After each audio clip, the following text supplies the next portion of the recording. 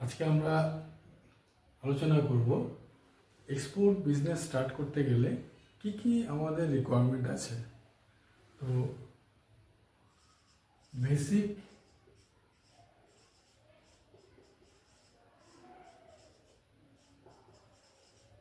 Requirement to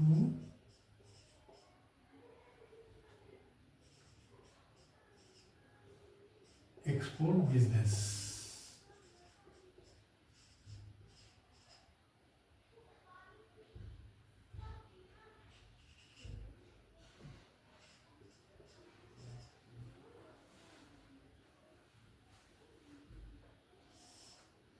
Export business.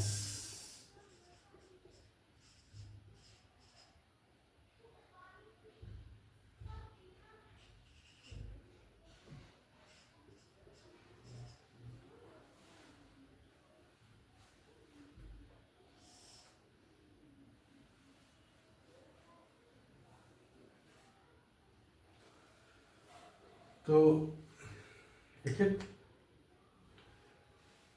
Export business start করতে গেলে সবার প্রথমে আমাদের যেটা দরকার সেটা হলো আপনার একটা স্পেস লাগবে, একটা ওয়ার্কশপ কিংবা ওয়্যার হাউস লাগবে, তাই তো?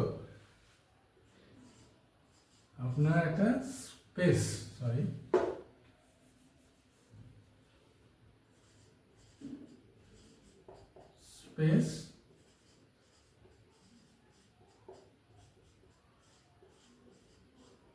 ওয়্যারহাউস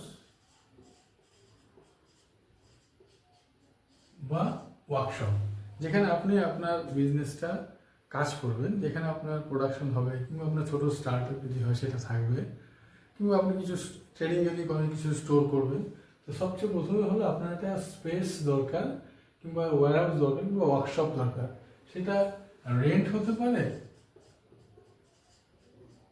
অথবা ওনারশিপ হতে পারে, হতে পারে। ওনারশিপ হলে তো কোনো কথাই নেই, রেন্ট হলে আপনি রেন্ট এগ্রিমেন্ট করে নেবেন। তো এটা হলো ফার্স্ট। দ্বিতীয় হচ্ছে আপনি নেচার অফ বিজনেস, কী ধরনের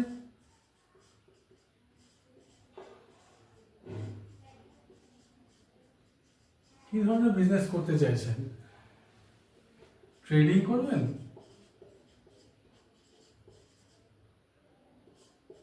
না ম্যানুফ্যাকচারিং হবে।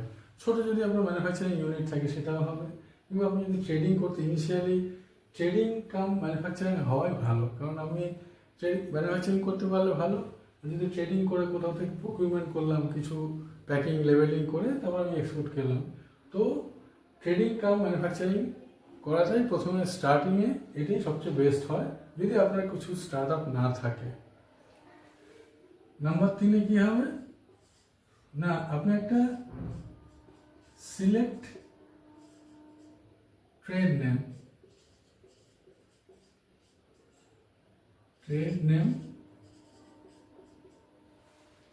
আপনি যে বিজনেস স্টার্ট করবেন তার একটা নামকরণ করুন। আপনি কী ধরনের বিজনেস কিংবা কোম্পানির যে নামটা হবে সেই নামটা কী ধরনের হবে সেই নামটা আপনি সিলেক্ট করুন। তার সাথে যদি পারেন একটা লোগো তৈরি করুন। যদি আরও পারেন একটু সফট লেটার হেড তৈরি করুন, আপনার পিসিতে হেডার ফুটার সেট করে একটা সফট লেটার হেড তৈরি করুন। হ্যাঁ,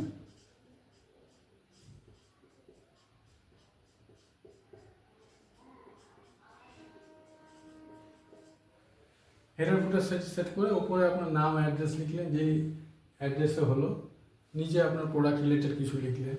তো এই ধরনের একটা সফট লেটার হেড আপনার ট্রেড নেম আর লোগো তৈরি করতে পারেন। নাম্বার 4 হচ্ছে প্যান কার্ড। হ্যাঁ, আপনার যদি নিজের হয় তাহলে আপনার তো প্যান কার্ড আছে, সেটাতেই আপনার যদি প্রোপ্রাইটারশিপ ফান্ড হয় তাহলে আপনার নিজের প্যান কার্ডই হয়ে যাবে। আদারওয়াইজ আপনার যদি কোম্পানির নামেই করেন, কোম্পানির নেমে যদি আপনি প্যান কার্ড করতে পারেন সেটা তো আরও ভালো হয়।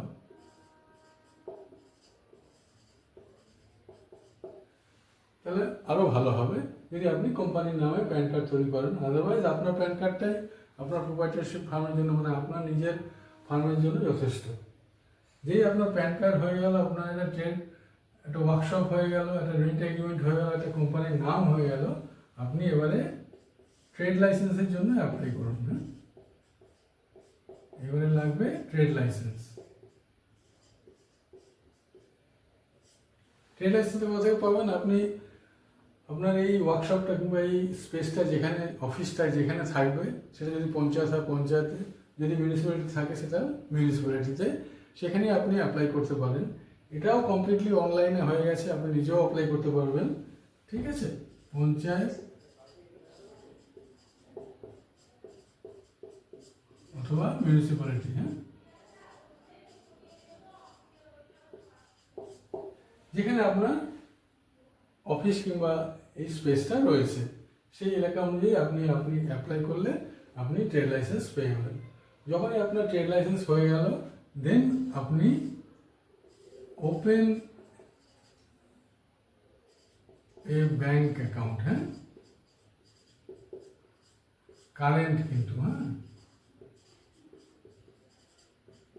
Current plus EEFC facility. হ্যাঁ,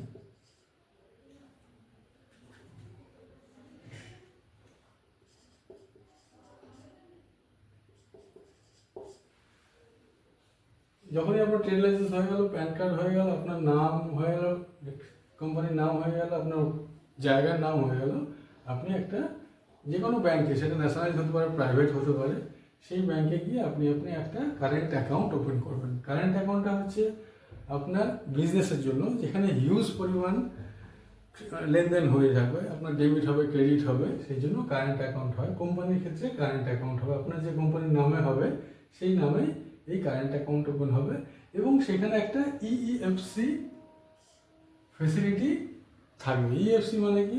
এক্সপোর্ট আর্নিং ফরেন কারেন্সি। আপনি এই ব্যাংকে ওপেন করলে আপনার যে এক্সপোর্ট আর্নিং হবে ডলার কিংবা ইউরোতে, সেই ধরনের আপনাকে একটা অ্যাকাউন্ট নাম্বারও দিয়ে দেওয়া হবে।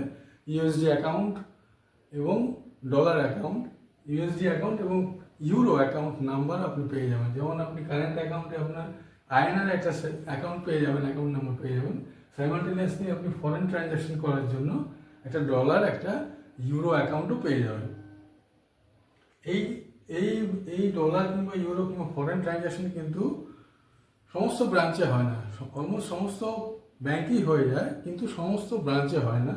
এই EEFC কিংবা ফরেন ট্রানজ্যাকশনটা একমাত্র সিটি অফিসে, মানে ব্যাংকগুলোর যে সিটি অফিস থাকে, সেখানে একটা ওভারসিজ ব্রাঞ্চ থাকে, যা কিনা একমাত্র এই ওভারসিজ ট্রানজ্যাকশনগুলো করে থাকে। আপনার ডকুমেন্ট যে লেনদেন হবে, সেই ডকুমেন্টের লেনদেনগুলো কিন্তু এই ওভারসিজ ব্রাঞ্চই করে থাকবে। সেটাকে বলা হয় ট্রেড ডিপার্টমেন্ট। ব্যাংকের ট্রেড ডিপার্টমেন্ট বা ফরেন ট্রেড ডিপার্টমেন্ট যেখানে থাকবে, সেই ব্রাঞ্চে থাকবে, সেই ব্রাঞ্চেই আপনার কাজ হবে। কিন্তু আপনার কাজ হলে কী হবে? আপনার ধরুন ডলার আসলো, ইউরো আসলো, আপনার অ্যাকাউন্টে আসলো, এই ডলার কিংবা ইউরো অ্যাকাউন্টে, এটা কিন্তু আপনার কারেন্ট অ্যাকাউন্টেই কনভার্সন করে আপনার ট্রান্সফার হবে।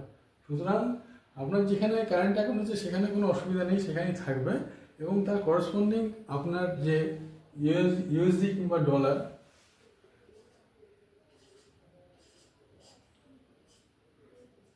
কিংবা ইউরো যে অ্যাকাউন্টটা হবে, সেই ট্রানজ্যাকশনের যে অ্যামাউন্টটা হবে, সেটা কিন্তু আপনার ডলার কিংবা ইউরো ট্রানজ্যাকশনের যে অ্যামাউন্টটা কিন্তু আপনার এই কারেন্ট অ্যাকাউন্টে, INR এর যে অ্যাকাউন্ট আছে সেই অ্যাকাউন্টেই ট্রান্সফার হবে।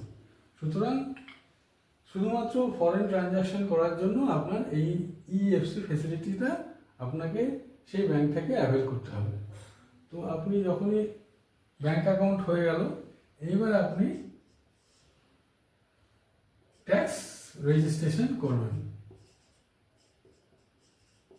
Tax registration with CBIC, central board of indirect tax and customs, যেটাকে আমরা বলে থাকি, যেটা এখন নাম হয়েছে GST, goods and service tax registration.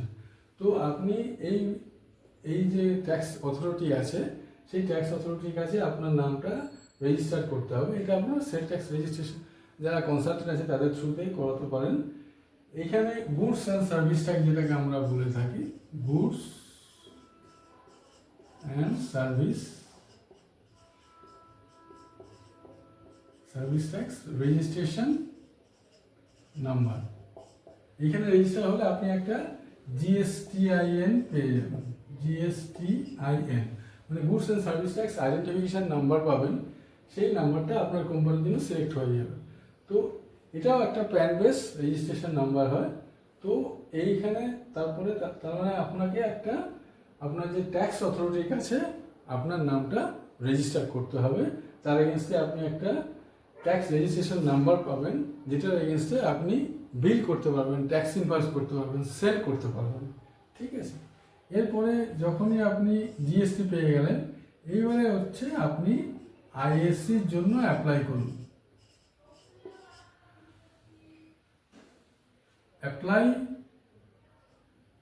Apply to DGFT. এটা এই আইএসসি সার্টিফিকেটটা হচ্ছে import export certificate, import export code number, import export code certificate actually বলা হয়। ইম্পোর্ট এক্সপোর্ট কোড একটা পাওয়া যায়, সেটাকে বলে ইম্পোর্ট এক্সপোর্ট সার্টিফিকেট। এটা অ্যাপ্লাই করতে হয় ডিজিএফটিতে, director general of foreign trade. এরাই আপনাকে এই আইএসসি সার্টিফিকেট দেবে। এটাই কিন্তু এক্সপোর্টের সবচেয়ে প্রাইমারি ডকুমেন্ট বলতে পারেন, প্রাইমারি এবং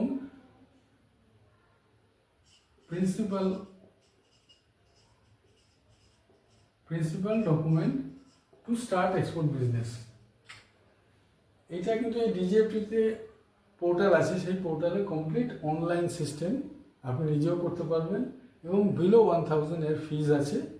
তো এটা অ্যাপ্লাই করার পরে আপনি যে সার্টিফিকেটটা পাবেন, সেই সার্টিফিকেটটা পাওয়ার পরে আপনাকে আপনার যে ক্লিয়ারিং এজেন্ট থাকে তারা রেজিস্ট্রেশন করলেই আপনি একমাত্র এক্সপোর্ট করতে পারবেন। এবং এই সার্টিফিকেট আইএসসি পাওয়ার পরেই আপনি কিন্তু আপনার এক্সপোর্ট প্রসেসটা স্টার্ট করতে পারবেন। নাম্বার 9-এ কি আছে, যখনই আপনি একটা আইএসসি পেয়ে গেলেন, এইবারে হচ্ছে আপনাকে একটা সিলেক্ট করতে হবে সিএইচএ, কাস্টম হাউস এজেন্ট বা ক্লিয়ারিং এজেন্ট আমরা বলে থাকি।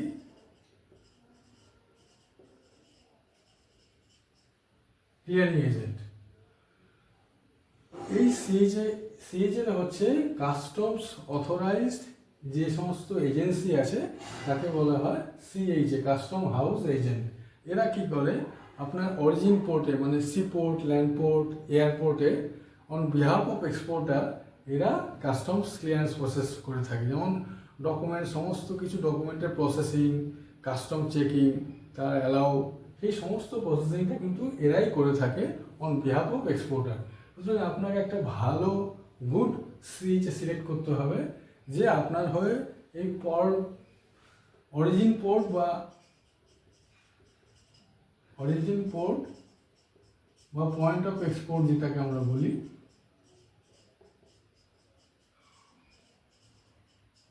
পয়েন্ট অফ এক্সপোর্ট, এইখানে আপনার কি কি আছে, এয়ার, সি, ল্যান্ড, এই তিনটে পোর্টের জন্য তাদের কি চার্জ আছে, এলসিএল এর জন্য কত চার্জ, এফসিএল এর জন্য কত চার্জ, সেই সমস্ত কিছু আপনাকে তাদের সাথে নেগোশিয়েট করে আপনাকে একটা কন্ট্রাক্ট তৈরি করতে হবে, একটা সিএইচএ জোগাড় করতে হবে। নাম্বার 10 কি আছে, আপনাকে লোকাল একটা ট্রান্সপোর্টার জোগাড় করতে হবে।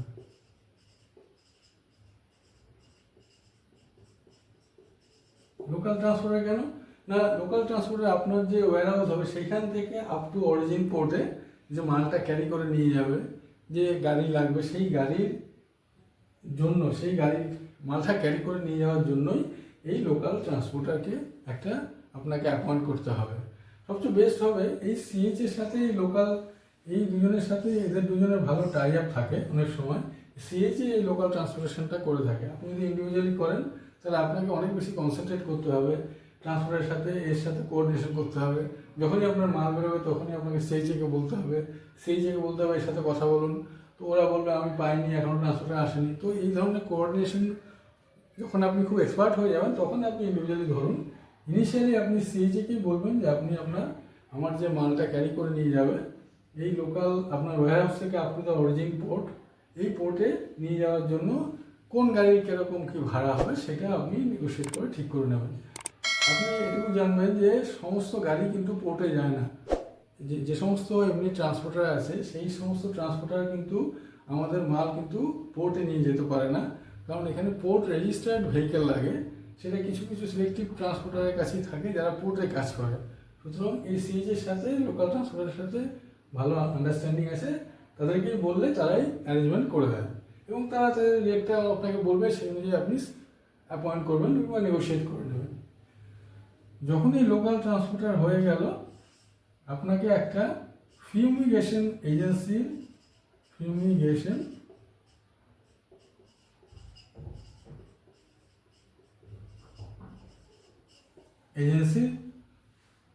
খোঁজ করতে হবে কিংবা সিলেক্ট করতে হবে। ফিউমিগেশন এজেন্সিটা যদি আপনি আপনার গুডসটাকে যদি উডেন বাক্সতে প্যাকিং করেন, তাহলে কিন্তু এই ফিউমিগেশন মাস্ট।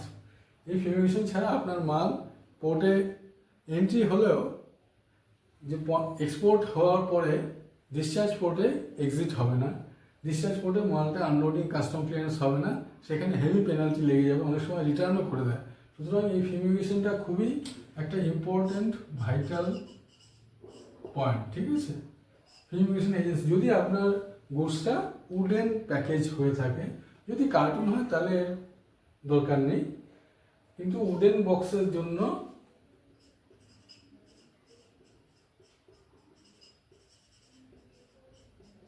উডেন কেসের জন্য এদের সার্টিফিকেটটা মাস্ট, এবং এই সার্টিফিকেটটা আপনার শিপমেন্টের প্রথমেই করতে হবে। শিপমেন্টের আগেই এই ফিউমিগেশনটা করে, ফিউমিগেশন মানে আপনার জীবাণু নাশ করা, মানে আপনার কাঠের মধ্যে কাঠের যে বাক্স করবে সেই কাঠের মধ্যে যে সমস্ত টার্মাইট থাকবে, সেই সমস্ত জার্ম থাকবে, সেই জার্মগুলো মেরে ফেলা হয়। এই সমস্ত এজেন্সিগুলো সেগুলো মারে, একটা কেমিক্যাল প্রয়োগ করে, কেমিক্যাল স্প্রে করে দেয়, যেটাকে আমরা বলি মিথাইল ব্রোমাইড। সেই কেমিক্যালটা স্প্রে করে সেটাকে জার্মিনেশন করা হয় এবং তার এগেন্সে একটা সার্টিফিকেট ইস্যু করে। সেই সার্টিফিকেটটা আপনাকে কনসাইনিকে কিংবা ওভারসিজে পাঠাতে হয়। তো এই ফিউমিগেশন এজেন্সি আপনাকে সিলেক্ট করতে হবে যদি আপনার উডেন কেসে প্যাকিং হয়ে থাকে। তারপরে আপনাকে কি করতে হবে না, একটা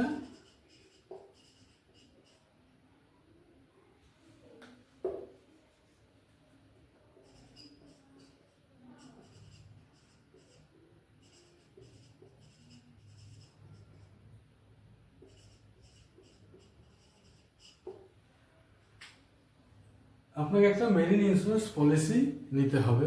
এই মেরিন ইন্স্যুরেন্স পলিসিটা আপনি প্রাইভেট অনেক মেরিন ইন্স্যুরেন্স পলিসি আছে, সরকারিও অনেক মেরিন ইন্স্যুরেন্স পলিসি কোম্পানি আছে যারা এই মেরিন পলিসি ইস্যু করে, এবং সেই পলিসির এগেনস্টে আপনি প্রত্যেকটা শিপমেন্টের এগেনস্টে আপনি যেখানে যেখানে আপনার রিকোয়ারমেন্ট আছে সেখানে সেখানে আপনি এই ইন্স্যুরেন্স সার্টিফিকেটটা ইস্যু করতে পারবেন।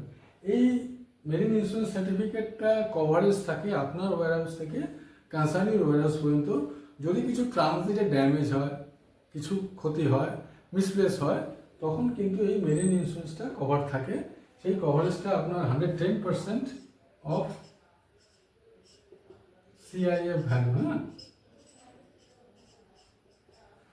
110% আপনার ভ্যালু। আপনার যদি একটা $1000 $100 থাকে আপনার ইনভয়েস ভ্যালু, তাহলে এই মেরিন ইন্স্যুরেন্স কভারেজ হয় 110%, মানে 110 টাকা আমি যদি ডলার না বলি $110। তো আপনাকে এই ক্লেমটা করলে আপনি ইন্স্যুরেন্স কোম্পানি আপনাকে এই পয়সাটা আপনাকে রিফান্ড করবে না, এটা অলওয়েজ কনসাইনিকে পে করবে।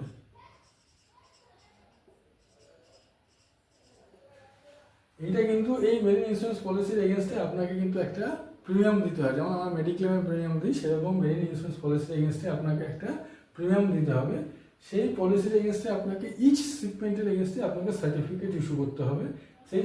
এবারে কোনো কারণে ট্রানজিটে যদি কিছু মিসঅ্যাপ হয়, যদি কিছু ড্যামেজ হয়, কিছু ক্লেম আসে, তখন কিন্তু এই ইন্স্যুরেন্স কোম্পানি অনলি টু এই ইন্স্যুরেন্স প্রিমিয়াম মানে পেমেন্টটা আপনার যে ক্লেম হবে, যে 110% ইনভয়েস অ্যামাউন্টটা, সেটা কিন্তু একমাত্র কনসাইনিকে দেবে, আপনার শিপারকে কখনোই দেবে না। অনলি টু দ্য কনসাইনিকেই এই ইন্স্যুরেন্স কোম্পানি ওটা দিয়ে থাকবে।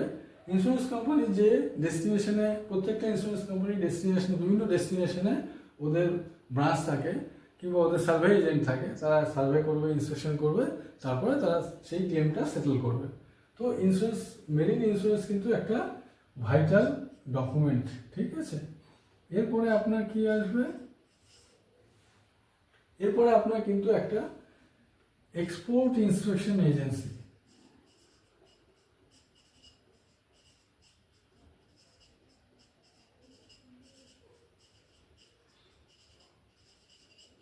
এখানে আপনার নামটা রেজিস্ট্রেশন করতে হবে। এই এক্সপোর্ট ইন্সপেকশন এজেন্সি এটা সেন্ট্রাল গভর্নমেন্টের অর্গানাইজেশন। এরা কিন্তু আপনাকে একটা নন প্রেফারেন্সিয়াল সার্টিফিকেট একটা preferential certificate of origin issue করে। এই সার্টিফিকেটের এগেনস্টে যারা কনসাইনি ইম্পোর্টের ক্ষেত্রে তারা কিছু ইম্পোর্ট ডিউটি বেনিফিট পায়, মানে কিছু কনসেশন পেয়ে থাকে। সুতরাং আপনি যখনই এক্সপোর্ট করবেন তখনই এই এক্সপোর্ট ইন্সপেকশন এজেন্সিতে আপনাকে অ্যাপ্লাই করতে হবে for preferential certificate of origin. তো এই সার্টিফিকেট পাওয়ার জন্য কিন্তু আপনাকে এখানে রেজিস্ট্রেশন মাস্ট, আপনাকে রেজিস্টার্ড করতে হবে। করার পরে আপনি অ্যাপ্লাই করলে তখন সার্টিফিকেট অফ অরিজিনটা ইস্যু হয়।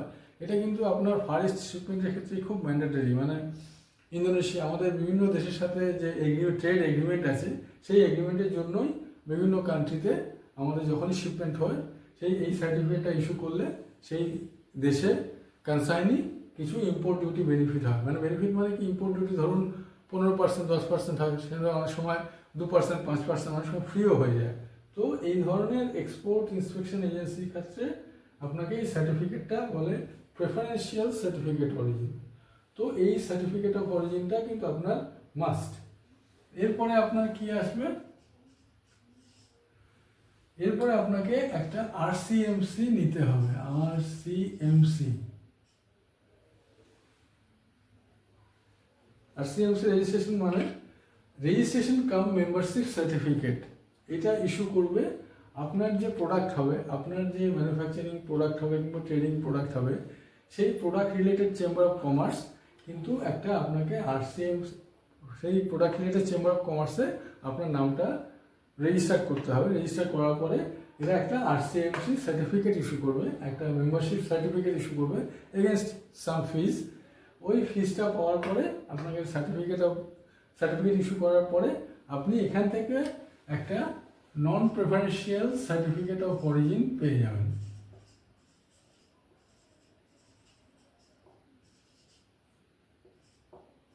সার্টিফিকেট অফ অরিজিন পাবেন, এখানে অ্যাপ্লাই করলেন। আরসিএমসি মানে এই চেম্বার অফ কমার্স, এরা জেনারেলি ইস্যু করে চেম্বার অফ কমার্স।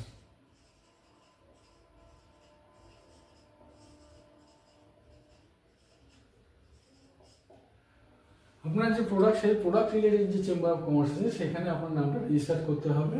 রেজিস্টার করলে আপনাকে ফিস পেমেন্ট করতে হবে। ফিস পেমেন্ট করার পরে আপনাকে একটা ওরা রেজিস্ট্রেশন কাম মেম্বারশিপ সার্টিফিকেট দেবে। তারপরে আপনি একটা নন প্রেফারেন্সিয়াল সার্টিফিকেট অফ অরিজিনের জন্য অ্যাপ্লাই করলে তারা একটা সার্টিফিকেট দেবে, মানে আপনার গুডসটার অরিজিন কোথায় এরা সেই ধরনের একটা সার্টিফাই দিয়ে থাকে। এই সার্টিফিকেটটা কিন্তু আপনার এই ফারেস্টের জন্য অ্যাপ্লাই হয় না, এটা কিন্তু আপনার গালফ কান্ট্রিতে খুব ইউজ হয়। Saudi, Dammam, Saudi, Qatar, Kuwait, United Arab Emirates, Egypt, এই সমস্ত জায়গায় আপনার কিন্তু এই ধরনের এই সার্টিফিকেটটা মানে নন প্রেফারেন্সিয়াল সার্টিফিকেট অফ অরিজিন আপনার ম্যান্ডেটরি দিতেই হয়। সৌদিতে তো একদম ম্যান্ডেটরি। কাতার, কুয়েত, ওমান, এই সমস্ত কান্ট্রিতে এই ধরনের, মানে আপনার ওয়েস্টের দিকে যে সমস্ত কান্ট্রিগুলো আছে সেই কান্ট্রির জন্য এই নন প্রেফারেন্সিয়াল সার্টিফিকেট অফ অরিজিন আপনাকে দিতে হবে। দেওয়ার জন্য আপনাকে এইখানে রেজিস্ট্রেশন করতে হবে। নাম্বার 15তে কি আছে, নাম্বার 15তে আপনি আপনার যে এইখানে আপনি যখন আপনার কোম্পানিটাকে রেজিস্টার্ড উইথ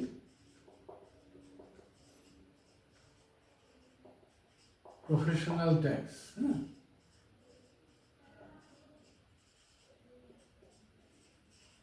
এখানে আপনি ট্রেড লাইসেন্স পাচ্ছেন পঞ্চায়েত মিউনিসিপ্যালিটি থেকে।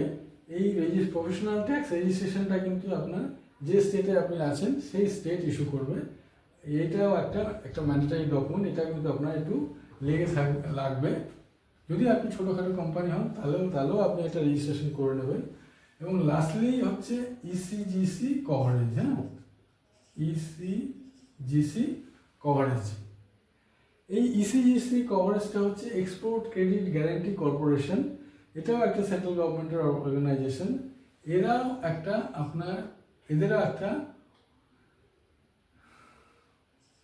এদেরও একটা ওপেন পলিসি আছে, অথবা এসএসপি পলিসি আছে। বিভিন্ন ধরনের পলিসি এরা প্রোভাইড করে থাকে।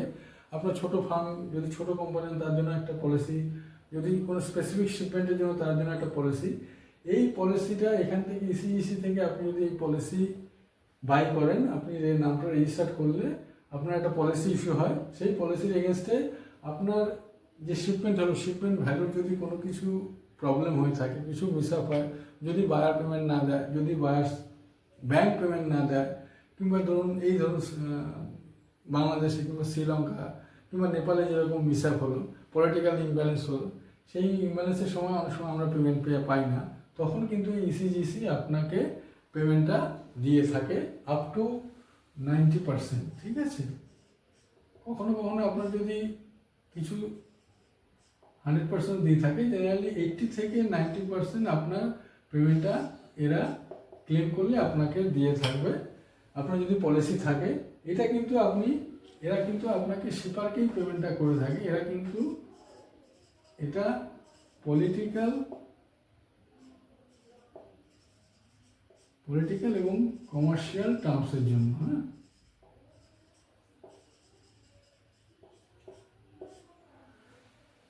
এরা যে পলিসিটা ইস্যু করে সেটা কিন্তু পলিটিক্যাল এবং কমার্শিয়াল টার্মস ডেভিশনের জন্য। যদি আপনার পেমেন্টটা আটকে যায়, যদি কনসার্নির ব্যাংক পেমেন্টটা না দেয়, তখন ইসিজিসি শিপারকে ক্লেম করতে হবে ওই পলিসির এগেনস্টে, এবং পলিসির পেমেন্ট যে আপনার শিপমেন্ট ভ্যালু তার আপ টু 90% আপনি পেতে পারেন। ডিপেন্ডস অন আপনার পলিসি টার্মস কন্ডিশন, ঠিক আছে। আর এই যে ইন্স্যুরেন্সটা, যেটা আপনার মেরিন ইন্স্যুরেন্স যেটা হচ্ছে, সেটা হলো ট্রানজিটে যদি কোনো মিস আপ হয়, যদি কোনো অসুবিধা হয়, যদি কোনো ড্যামেজ হয়, সেক্ষেত্রে আপনার এই ইন্স্যুরেন্স কোম্পানি কিন্তু কনসার্নিকে পে করে, আর ইসিজিসি কিন্তু শিপারকে পে করে, কনসার্নিকে পে করে না। তো এই 16টা আপনাকে প্রসেস ফলো করতে হবে to start A export business.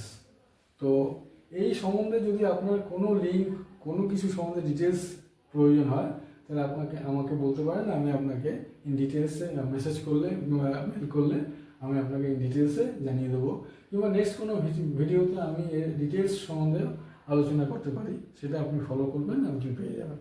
আশা করি ভিডিওটা ভালো লেগেছে। থ্যাংকস।